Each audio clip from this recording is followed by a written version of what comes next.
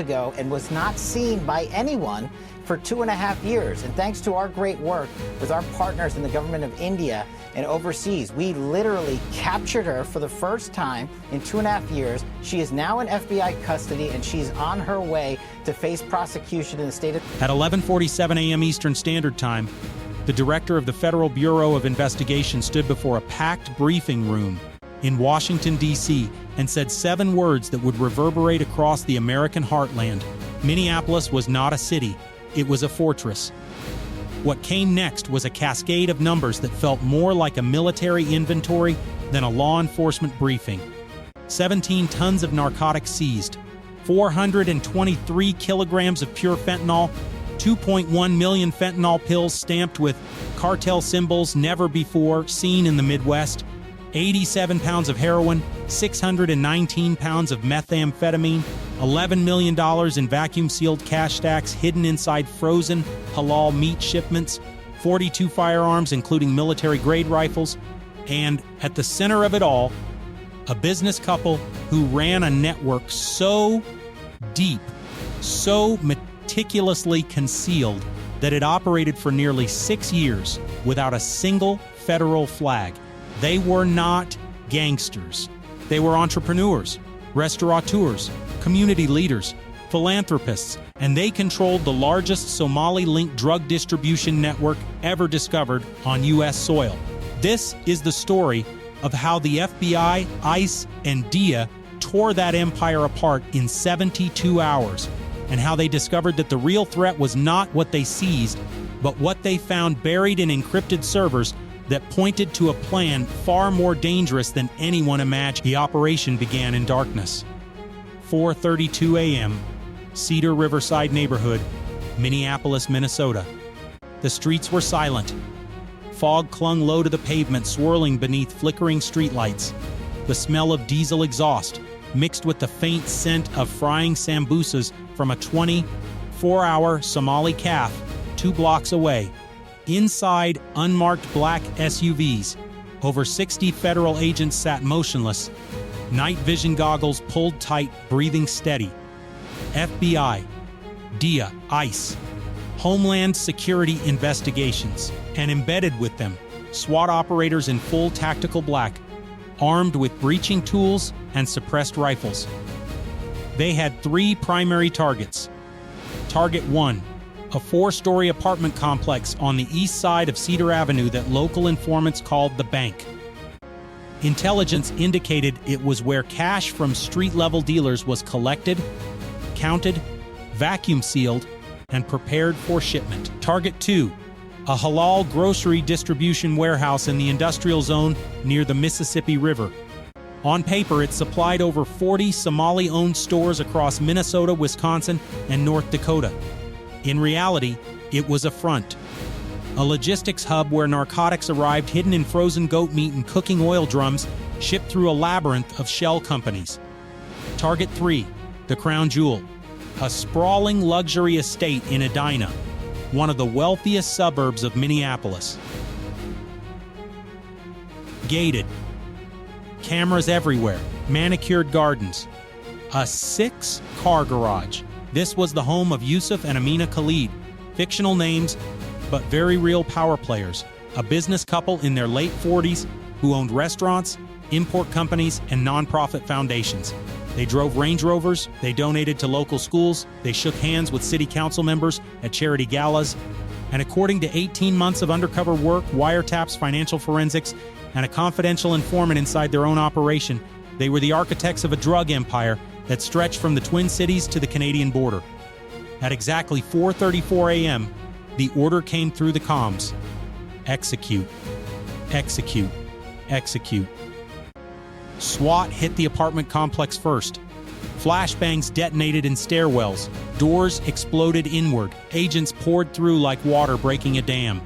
Inside, they found exactly what the intel promised. Stacks of cash bundled in grocery bags. Digital scales covered in white powder residue, and in a locked back bedroom, duffel bags crammed with fentanyl pills, blue, pressed with the letter M, enough to kill 250,000 people. 3 men tried to run. They didn't make it past the second-floor landing. Simultaneously, federal agents stormed the warehouse by the river. They used bolt cutters on the exterior fence, then rammed through the loading bay with an armored vehicle. Inside, past rows of freezers humming in the darkness, they found the payload. Hidden behind false walls of frozen lamb and beef, vacuum-sealed bricks of methamphetamine, compressed bundles of heroin wrapped in duct tape and plastic, and in steel shipping containers marked religious materials. Do not inspect. Thousands of fentanyl pill bottles disguised as vitamins. The workers inside surrendered without resistance, but one of them, a logistics coordinator, whispered something to an ICE agent that made him freeze. If you think this is big, you don't know what's in the house. At 4:41 a.m., the third raid began. FBI and ICE units converged on the Edina mansion from 3 directions. Helicopters hovered overhead, rotors chopping the cold Minnesota air. Snipers took positions on neighboring rooftops. A battering ram cracked through the front door, and within seconds, tactical teams swept every room. Yusuf and Amina Khalid were arrested in their master bedroom. No resistance, no shouting, just cold, silent stares. But what agents found in the home office changed everything. Inside a custom-built walk-in safe disguised as a wine cellar, agents discovered 3 encrypted laptops, 12 external hard drives, handwritten ledgers in Somali and Arabic, and a steel lockbox containing over $400,000 in cash, bundled with rubber bands. On the desk, a satellite phone, and in the trash bin, a half-burned SIM card. One agent, a cybercrime specialist on loan from the FBI's cyber division, booted up the first laptop. What appeared on the screen made his stomach turn. It was a master network, a map, a blueprint, and it had a name. Operation Meridian, 7:18 a.m. FBI Field Office, Brooklyn Center, Minnesota. The fluorescent lights buzzed overhead as analysts crowded around a projection screen. Forensic accountants, cybercrime specialists, DIA intelligence officers, ICE investigators. They had been working non-stop since the hard drives arrived, peeling back layer after layer of encryption. What they uncovered was not just a drug network, it was a multinational financial machine. The screen displayed a web of over 60 shell companies, fake logistics firms, sham import-export businesses, non-profit foundations with names that sounded noble, Youth Empowerment Coalition, Horn of Africa Relief Fund, Midwest Community Development Trust, but whose bank accounts told a different story. Money flowed in from narcotic sales across Minnesota, Iowa, Wisconsin, the Dakotas, and even into Canadian provinces. Street dealers sold fentanyl pills, meth, heroin. Cash moved up the chain to mid-level collectors. From there, it was funneled into halal grocery stores, restaurants, and mobile money transfer kiosks that served the Somali diaspora. Then it went offshore. Accounts in Dubai, Nairobi, Mogadishu, Istanbul, London. The funds were layered, scrubbed, and returned as clean capital to purchase more real estate, more businesses, more fronts. But the most alarming discovery was buried in a folder labeled Transit Schedules. It showed precisely coordinated narcotic shipments timed to exploit gaps in law enforcement coverage. Dates, times, routes, truck manifests, fake company names, driver aliases, border crossing schedules, even weather forecasts used to mask movement. And every single shipment was digitally authorized by the same encrypted signature, a signature that belonged to Yusuf Khalid. But he was not just authorizing shipments, he was orchestrating protection. According to internal communications recovered from the laptops, Yusuf and Amina had cultivated relationships with over a dozen corrupt officials.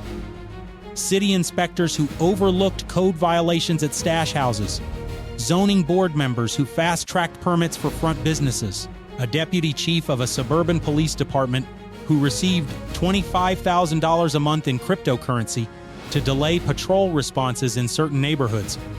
And more disturbingly, 2 federal contractors with access to ICE deportation databases who were paid to tip off the network whenever undercover agents or confidential informants were flagged in the system. This was not a drug ring. It was a shadow government.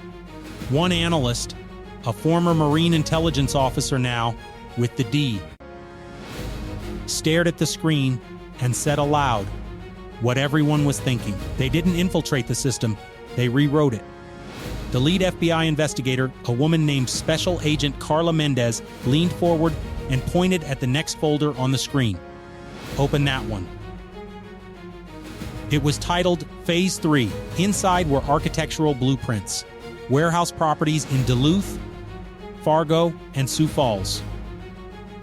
Contracts for long-term leases on commercial trucking fleets. Proposals for expanding the nonprofit foundations into other states, Michigan, Ohio, Illinois, under the cover of refugee resettlement assistance. And at the bottom, a single document written in English. A mission statement. It read, by 2028, the Midwest will be fully operational. Distribution will be untouchable. Infrastructure will be legitimate. Law enforcement will be compliant. No surveillance. No interference. Total autonomy. Agent Mendez closed her eyes and exhaled. They were building a cartel state inside our borders. The response was immediate. And it was overwhelming. At 5:47 a.m. the following morning, a unified federal task force assembled inside a command center at the Minneapolis-St. Paul Joint Base. On the wall, a digital map of Minnesota and surrounding states glowed with over 90 red markers. Each one represented a location tied to Operation Meridian. Stash houses, money laundering fronts, corrupted officials, cartel safe houses, driver hubs, transit corridors. The mission was clear: dismantle the entire network in one coordinated strike. Over 1,100 federal agents were mobilized. FBI tactical teams, DIA strike units, ICE enforcement and removal operations, Homeland Security investigations, U.S. Marshals, ATF agents, Minnesota State Patrol, and embedded with them SWAT operators from Minneapolis, St. Paul, and Hennepin County. Air support included 2 Black Hawk helicopters and surveillance drones circling at high altitude. At exactly 6 a.m., the operation launched. Teams hit a suspected fentanyl pill press operation in a suburban industrial park in Bloomington. Agents breached a roll-up door to find 3 men in surgical masks operating a machine churning out thousands of blue pills per hour. Arrest made. Press dismantled. Over 500,000 pills seized. Simultaneously, ICE raided a human trafficking transit house in South Minneapolis. Inside, they found 19 individuals, men, women, and children, being held in basement rooms with padlocked doors. Smugglers used them as couriers, forcing them to carry small amounts of narcotics across state lines under threat of deportation or violence. All 19 were freed. 4 smugglers arrested. In St. Cloud, DIA agents stormed a warehouse used to repackage methamphetamine into smaller distribution quantities. The building was empty, except for a hydraulic press, industrial shrink-wrap machines, and 200 pounds of crystal meth stored in plastic bins labeled pool chemicals. In Duluth, agents raided a luxury condo owned by a corrupt former city councilman. Inside his safe, $170,000 in cash, gold bars, and a ledger detailing bribes paid to expedite zoning changes for properties controlled by Yusuf Khalid's shell companies. In Fargo, North Dakota, a joint FBI ICE team intercepted a semi-truck crossing from Canada. The manifest listed textiles and furniture. What they found: 400 kilograms of cocaine hidden inside false bottom furniture crates, along with encrypted tablets used to coordinate cross-border smuggling. By noon, the seizures were staggering. Over 23 tons of narcotics total, millions in cash, dozens of vehicles, properties, weapons, encrypted devices, and 83 arrests, including cartel couriers, stash house managers, corrupt contractors, and 2 police officers who had been feeding intelligence to the network for over 3 years. One senior DIA official described it to the press later that week as the most damage inflicted on a regional drug network in a single operation since the fall of the Guadalajara cartel. But the real came when investigators began reviewing the internal communications seized from the corrupt officials. Inside a secure forensics lab in downtown Minneapolis, analysts scrolled through thousands of text messages, emails, and encrypted app logs recovered from phones and laptops. What they found was a systematic betrayal. A suburban police sergeant had been on the cartel payroll for 4 years, receiving monthly payments of $12,000. In exchange, he altered patrol routes to avoid certain neighborhoods during scheduled drug deliveries. He delayed response times to domestic disturbance calls that were actually covers for cartel meetings, and he provided advance warning of federal task force operations. A senior ICE deportation officer had accepted over $200,000 in cryptocurrency to leak confidential informant identities and undercover agent assignments. Because of him, at least 2 informants disappeared and were never heard from again. A city zoning commissioner had received luxury vacations, cash payments, and even a new car in exchange for fast-tracking business permits for front companies tied to the Khalids. When investigators searched his home, they found a handwritten note from Yusuf Khalid thanking him for his loyal partnership. And perhaps most chilling, a federal contractor with database access had been selling real-time law enforcement deployment schedules to the network, allowing them to move shipments while agents were tied up on other operations. One honest Minneapolis police captain, a 30-year veteran named Marcus Delgado, a fictional character, sat in an interview room with FBI investigators and broke down. "I worked alongside these people," he said, voice shaking. "We were supposed to be protecting this city. And they sold us out for cash." He paused, wiping his eyes. How do you rebuild trust after this? How do you look your officers in the eye and tell them the system still works? Agent Mendez, who was leading the interview, leaned forward. "You rebuild it by making sure everyone knows what happened here, by making sure the truth doesn't get buried." She gestured to the stack of evidence files on the table. This wasn't just corruption. This was a takeover. They built a second system inside ours. A system where the cartel made the rules, where the badge was for sale and where silence was rewarded. She looked directly at Captain Delgado. "We're tearing that system down. And we're going to make sure it never gets rebuilt." But the scope of Operation Meridian reached far beyond Minnesota.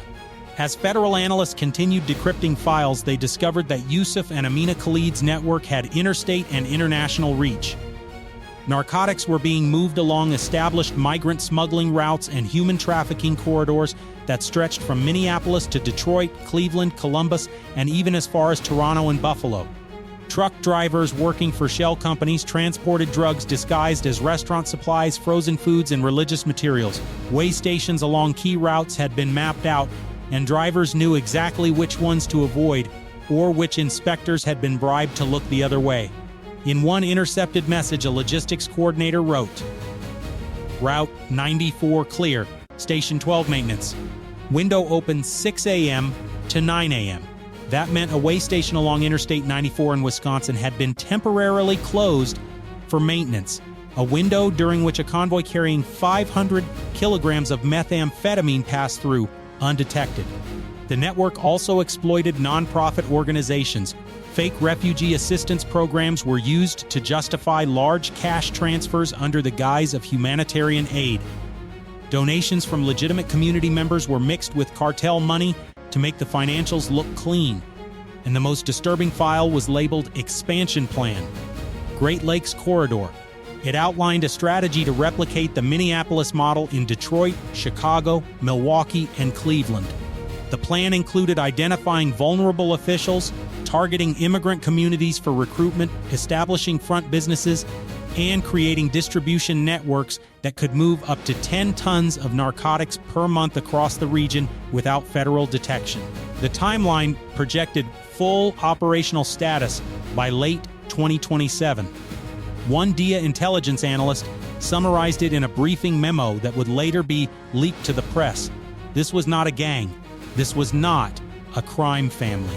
This was a cartel infrastructure designed to become permanent. They were not hiding from law enforcement. They were becoming law enforcement. In the weeks following the raids, the media firestorm was intense. Local news stations in Minneapolis ran nightly segments on the scale of the corruption. National outlets picked up the story. International journalists interviewed members of the Somali community who expressed shock, anger, and betrayal.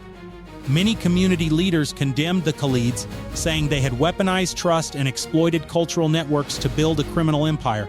Others worried about backlash and stereotyping, emphasizing that the vast majority of Somali immigrants and business owners were law-abiding and had nothing to do with the network. Federal prosecutors moved quickly. Yusuf and Amina Khalid were charged with over 200 counts, including conspiracy to distribute narcotics, money laundering, racketeering, human trafficking, bribery of public officials, and operating a continuing criminal enterprise. If convicted on all counts, they faced life in prison without the possibility of parole. But the prosecutors made it clear, the Khalids were not the only targets. Over the following months, federal grand juries indicted 17 additional individuals, including the corrupt police sergeant, the ICE officer, the city commissioner, and several mid-level cartel operators. At a press conference in late spring, the U.S. Attorney for the District of Minnesota, a fictional character named Daniel Rourke, stood before the cameras and said, "What we uncovered in Minneapolis was not just a drug network, it was a betrayal of public trust on a scale we have never seen in this state. These individuals did not just break the law, they sold the law. They turned the institutions meant to protect us into tools of a criminal empire." He paused, his voice steady but cold. "And we will not stop